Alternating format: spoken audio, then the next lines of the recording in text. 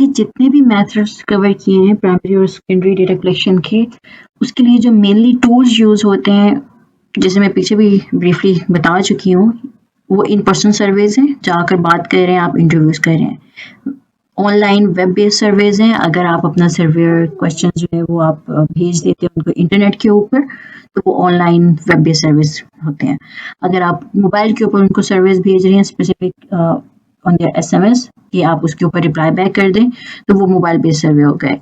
फिर phone service आ गए, जहाँ पर आप उनको कॉल करके लोगों से इंफॉर्मेशन ले रहे हैं। बहुत सारी आपको कॉल्स आती हैं कॉल सेंटर से कि आपने हमारी ये प्रोडक्ट ट्राई की, बैंक से मोस्टली आते हैं कि आपने ये प्रोडक्ट ट्राई किया, आपको कैसी लगी, और फिर उनकी तरफ से प्रमोशंस कॉल्स वगैरह भी आ रही होती है। तो ये वो टूल्स हैं जो मेनली यूज़ होते हैं, और बाकी तो खाली टेक्निक्स हैं, कहीं पर एक ही वेरिएशन है और कहीं पर जो है कॉम्बिनेशन ऑफ 2 to 3 थिंग्स हैं।